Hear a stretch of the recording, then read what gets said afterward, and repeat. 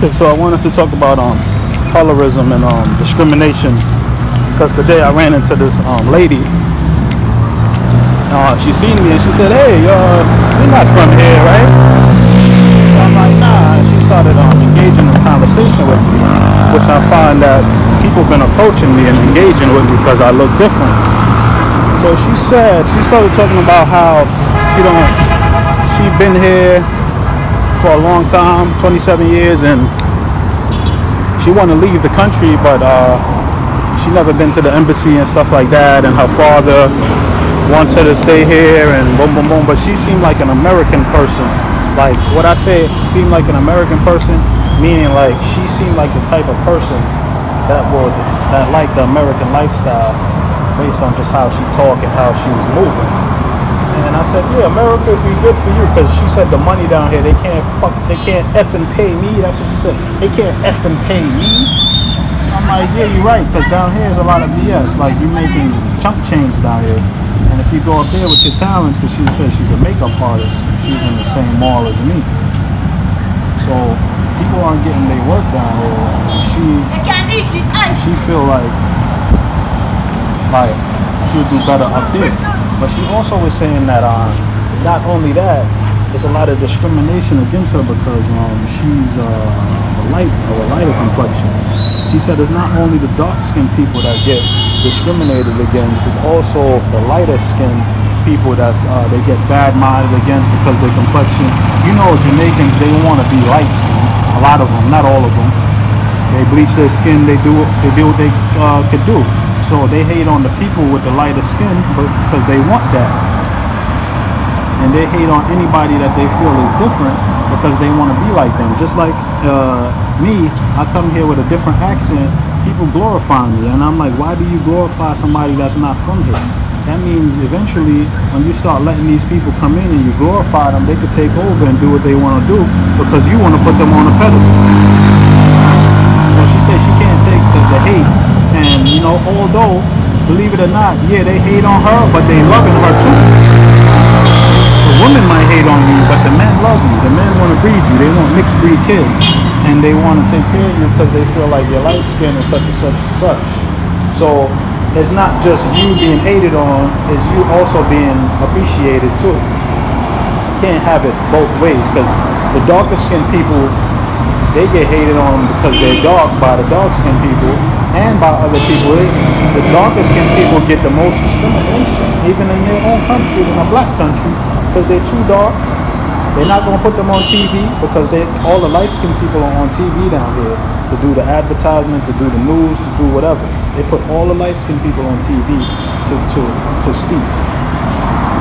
And all the light-skinned people get the jobs first, and all the light-skinned people get all the men and the women first. That's just how it is. That's a slave mentality. So at the end of the day, she has an advantage, but she's sounding like she, and I feel her with the discrimination part, but she has more perks than she has more advantages than disadvantages.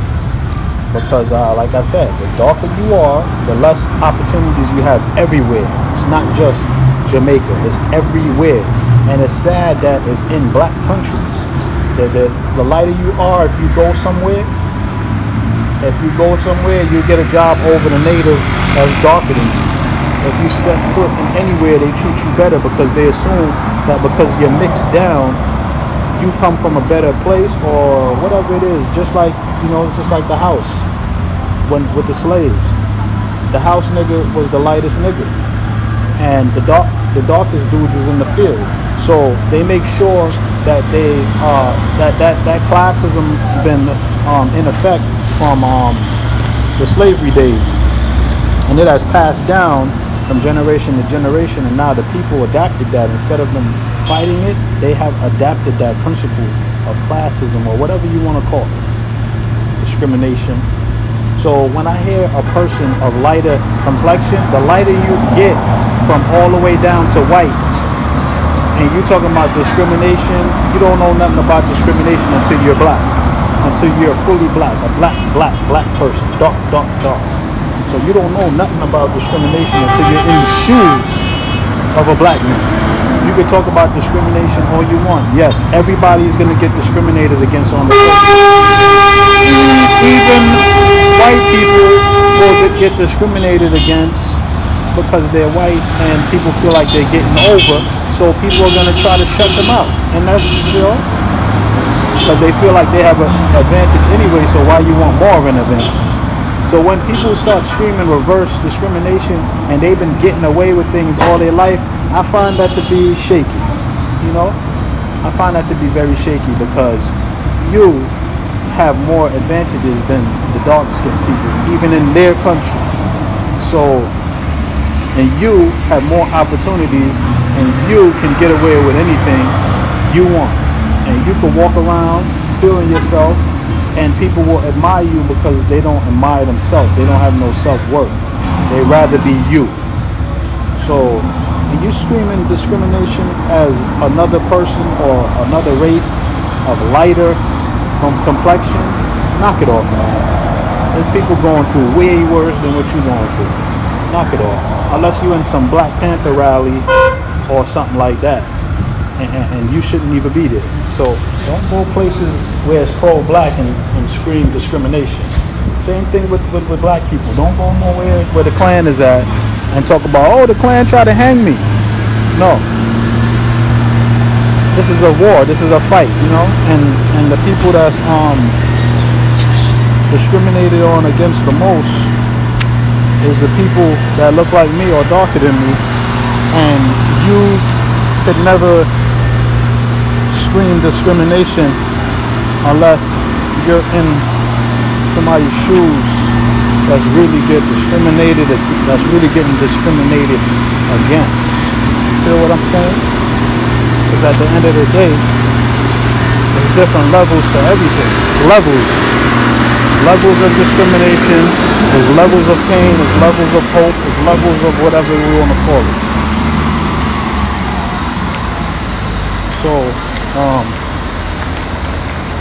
when I kind of heard that, I'm like, damn, you in my country and you talking about discrimination, but your people are taking over the country and you have an advantage.